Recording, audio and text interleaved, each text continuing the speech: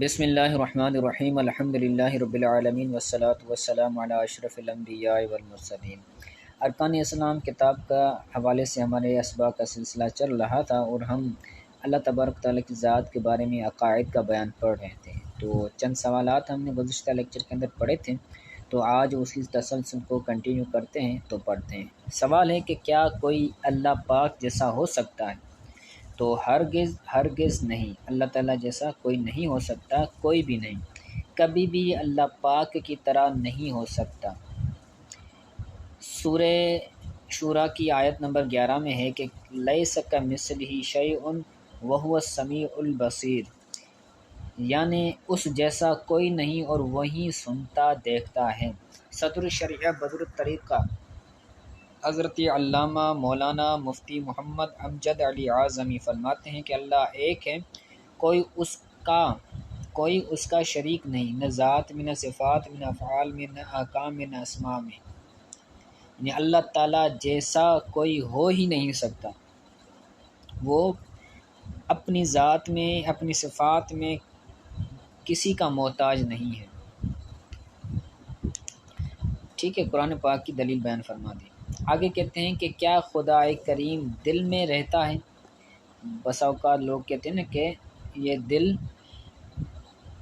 اس کے اندر اللہ تعالیٰ رہتا ہے، تو اس طرح کے الفاظ بعض لوگ محاورے کے طور پر بولتے ہیں، تو اس کا مطلب یہ نہیں ہوتا کہ معاذ اللہ دل خدا کا گھر ہے، بلکہ اس کا مطلب ہے کہ خدا کی یاد دل میں ہے۔ ٹھیک ہے، یاد رکھیں اللہ پاک مکان سے پاک ہے۔ کوئی مکان میں رہے گا تو پھر اس کی حد بھی ہوگی، جسم بھی ہوگا، جہت وغیرہ بھی ہوگی، حالانکہ اللہ پاک ان تمام چیزوں سے پاک ہے، نہ اس کا جسم ہے، نہ مکان ہے، نہ اس کے لیے کوئی جہت کی تعیین ہے، جیسے دائیں بائیں یا اوپر نیچے ہونا۔ یوں ہی کعبہ کو بیت اللہ یعنی اللہ کا گھر اور مسجد کو بھی اللہ کا گھر کہا جاتا ہے، تو اس کا یہی مطلب ہے کہ اللہ کی یہاں پر عبادت کی جاتی ہے۔ اس کا یہ مطلب نہیں کہ معاذ اللہ تعالیٰ یہاں رہتا ہے، کیونکہ جب ہم مادے کی تعریف پڑھتے ہیں تو اس کے اندر آتا ہے کہ جو جگہ لے لیں اور حیت رکھیں، جو وزن رکھیں تو وہ مادہ ہو جاتا ہے۔ تو اللہ تعالیٰ کی ذات مادہ نہیں ہے، ما وراء المادہ ہے۔ اللہ تعالیٰ جو ہے وہ پوری کائنات کا خلقنے والا ہے، تو اللہ تعالیٰ کسی مکان، کسی زمان، کسی جہت سے ہر اعتبار سے پاک ہے۔ ٹھیک ہے، آگے کہتے ہیں دنیا میں اللہ کا دیدار کرنا۔ کیا دنیا کی زندگی میں جاگتے ہوئے اللہ پاک کا دیدار ہو سکتا ہے؟ تو دنیا کی زندگی میں جاگتے ہوئے اللہ پاک کا دیدار آخر نبی صلی اللہ علیہ وسلم کے لیے خاص ہے، اور آخرت میں ہر مسلمان کو ہوگا۔ رہا قلبی یعنی دل میں دیدار یا خواب میں، تو یہ دیگر انبیاء کرام بلکہ اولیاء کو بھی حاصل ہے۔ ہمارے امام اعظم ابو حنیفہ نعمان بن ثابت رضی اللہ تعالی عنہ کو خواب میں 100 بار اللہ پاک کی زیارت ہوئی۔ سبحان اللہ۔ تو اللہ تعالیٰ کی ذات کا سر کی آنکھوں سے دیکھنا یہ ممکن ہے، لیکن دنیا کے اندر حضور کے ساتھ خاص ہے، اور آخرت کے اندر ہر مسلمان کو اللہ تعالیٰ یہ نصیب فرمائے گا۔ قرآن پاک میں حضرت موسیٰ علیہ السلام کے حوالے سے بھی ہے کہ اللہ تعالیٰ کو وہ دیکھنا چاہتے تھے، تو اللہ تعالیٰ نے فرمایا لن ترانی، اے موسیٰ تم نہیں دیکھ پاؤ گے۔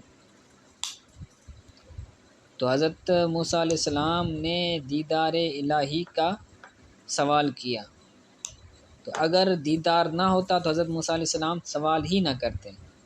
محال کا سوال کرنا یہ عیب ہوتا ہے۔ حضرت موسیٰ علیہ السلام نے سوال کیا، مطلب یہ ہے کہ یہ ممکن ہے، محال نہیں ہے۔ البتہ یہ خاص دنیا میں حضور کے ساتھ ہے، اور آخرت کے اندر ہر مسلمان کو ہوگا، اور خواب کے اندر انبیاء کرام کو بھی ہوا ہے، اولیاء اعظام کو بھی ہوا ہے دیدار باری تعالیٰ۔ آخرت میں اللہ تعالیٰ کا دیدار کیسے ہوگا؟ اللہ پاک کے دیدار کی کیفیت کو بیان نہیں کیا جا سکتا، یعنی دیکھیں گے، مگر یہ نہیں کہہ سکتے کہ کیسے دیکھیں گے۔ ہم جس چیز کو دیکھتے ہیں وہ ہم سے نزدیک یا دور، دائیں یا بائیں، اوپر یا نیچے ہوتی ہے، بلکہ اللہ کریم تو دیکھنا ان سب باتوں سے پاک ہوگا۔ پھر رہا یہ کہ کیسے ہوگا، یہیں تو کہا جاتا ہے کہ کیسے، جیسے، ایسے، ویسے کو اللہ پاک کی ذات کے معاملے میں دخل نہیں۔ جیسے، کیسے، تیسے، ویسے یہ اللہ تعالیٰ کی ذات کے لیے استعمال نہیں ہو سکتا۔ انشاءاللہ جب دیکھیں گے اس وقت بتا دیں گے کہ کیسے دیکھا۔ صحیح ہے، تو اللہ تعالیٰ نصیب فرمائے ہم کو بھی انشاءاللہ۔ ان طرح کی سب باتوں کا خلاصہ یہ ہے کہ جہاں تک عقل پہنچتی ہے وہ خدا نہیں، اور جو خدا ہے اس تک عقل نہیں پہنچتی، اور وقت دیدار نگاہ اس کا گھیرا کرے یہ ناممکن، امپاسبل ہے۔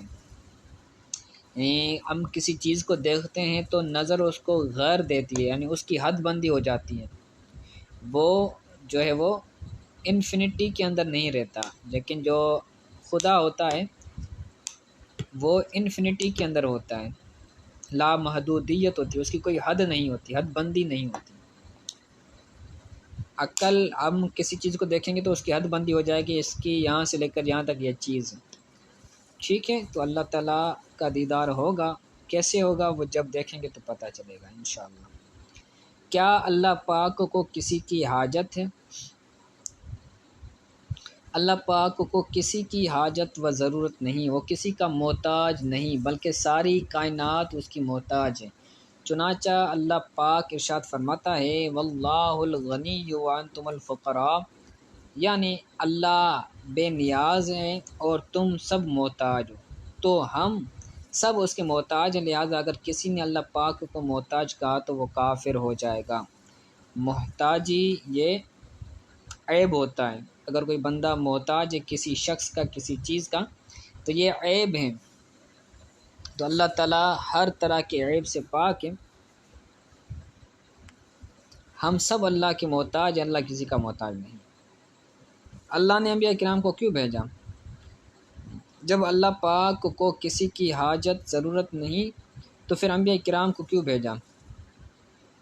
کہتے ہیں اللہ کریم کے ہر کام میں بہت سی حکمتیں ہیں، اس نے لوگوں کی ہدایت کے لیے وقتاً فوقتاً رسل و انبیاء علیہ السلام کو بھیجا۔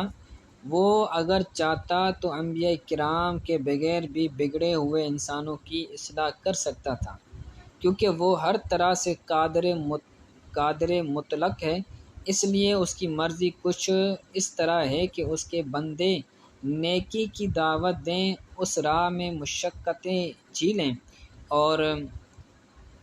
اور اس کی بارگاہ سے بلند درجے حاصل کریں۔ تو اس وجہ سے اللہ تبارک و تعالیٰ نے انبیاء کرام کو مبعوث فرمایا۔ لیکن یہاں پر یہ بات بھی یاد رکھنے والی ہے کہ اللہ تبارک و تعالیٰ پر انبیاء کرام کو بھیجنا یہ واجب نہیں ہے، جیسے بعض معتزلہ کا یہ عقیدہ ہے کہ وہ کہتے ہیں کہ اللہ تعالیٰ پر انبیاء کرام کو بھیجنا یہ لازم تھا، یہ واجب ہے۔ تو یاد رکھیں اللہ تعالیٰ پر کوئی چیز لازم نہیں ہے، جو خالق ہو، جو مالک ہو، اس پر کوئی چیز کیسے واجب ہو سکتی ہے؟ وہ مالک ہے، وہ جو چاہے جیسا چاہے کر سکتا ہے، تو اللہ تعالیٰ پر انبیاء کرام کو بھیجنا یہ لازم نہیں ہے، ٹھیک ہے۔ یہ یہاں پر یہ بات بھی یاد رکھنے والی ہے۔ اس کے سوالات جو ہوتے ہیں وہ سوالات بھی حل کیجیے گا تو سبق بھی اچھی طرح سے یاد ہو جائے گا۔ اس کے بعد اللہ پاک کی ذات و صفات کے متعلق سوالات۔ اللہ پاک کی صفات، اللہ پاک کی صفات کے بارے میں آپ کیا جانتے ہیں؟ اللہ تعالیٰ ہر کمال اور خوبی کا جامع ہے اور ہر اس وصف اور فعل سے پاک ہے جس میں عیب اور نقص ہے۔ اللہ تعالیٰ کی صفات کو صفات ذاتیہ کمالیہ کہتے ہیں، جیسے حی و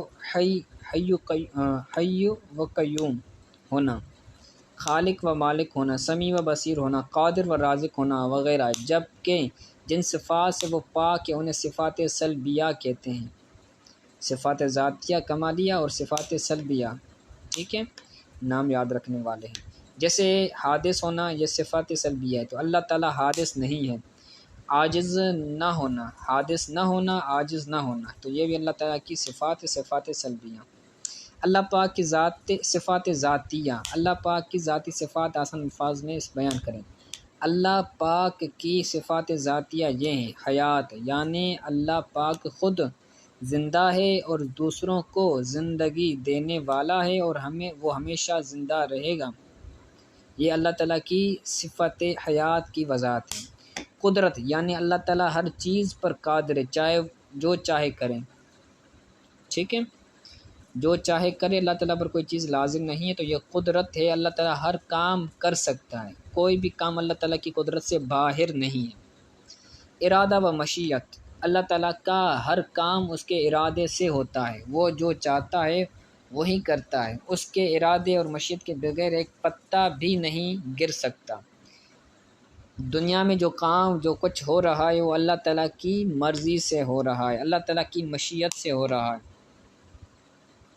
بعض کام ایسے ہوتے ہیں کہ جن کے اندر اللہ تعالیٰ کی رضا ہوتی ہے، بعض کام ایسے ہیں جو اللہ تعالیٰ کی رضا کے بغیر ہوتے ہیں لیکن اللہ تعالیٰ کے ارادے اور مشیت سے ہوتے ہیں، اللہ تعالیٰ کے علم سے ہوتے ہیں، ٹھیک ہے۔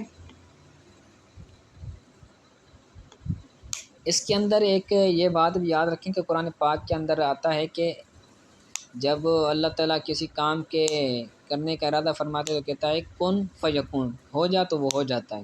تو کسی کام کے ہونے کے لیے اللہ تعالیٰ اس الفاظ کا بھی محتاج نہیں ہے کہ کوئی کام کرنا ہو تو اللہ تعالیٰ جو ہے وہ کن کہے تو کام ہوگا، کن نہ کہے تو کام نہیں ہوگا، بلکہ اللہ تعالیٰ کا ارادہ فرمانا ہی کافی ہے۔ کن کا محتاج اللہ تعالیٰ کی ذات نہیں ہے۔ اس کے بعد ہے اللہ تعالیٰ کا علم۔ اللہ پاک کو کائنات کے ذرے ذرے کا علم ہے، ہمیشہ سے جو ہوا، جو ہو رہا ہے، جو ہوگا، سب کچھ اس کے علم میں ہے۔ اللہ تعالیٰ کو ہر چیز کا، کائنات کے ذرے ذرے کا علم ہے، ہر چیز اللہ تعالیٰ جانتا ہے۔ سمع، اللہ تعالیٰ ہر بات کو سننے والا ہے، سمندروں کی گہرائیوں کی آواز، کوئی آواز ہو یا زمین کی تہوں کے اندر ہر ہلکی آواز کو، ہلکی سے ہلکی آواز کو بھی سنتا ہے، ٹھیک ہے۔ اللہ تعالیٰ سمیع ہے، ہر چیز کو سنتا ہے، کوئی آواز اللہ تعالیٰ کی ذات سے چھپی نہیں۔ بصر، یعنی دیکھنا، اللہ تعالیٰ کی صفت بصارت ہر چیز کو محیط ہے، یعنی وہ کائنات کے ذرے ذرے کو ہر وقت ملاحظہ فرماتا ہے، اس کی نظر سے کچھ بھی پوشیدہ نہیں، اللہ تعالیٰ ہر چیز کو دیکھنے والا ہے۔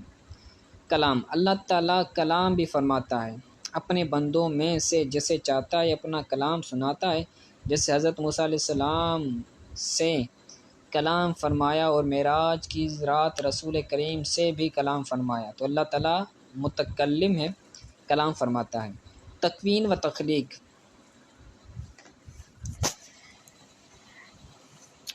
اس کے اندر جو میں نے ابھی عرض کیا کہ اللہ تعالیٰ کی ذات متکلم ہے، تو یاد رکھیں جو متکلم ہوتا ہے، انسان جو متکلم ہوتا ہے تو وہ الفاظ کا محتاج ہوتا ہے۔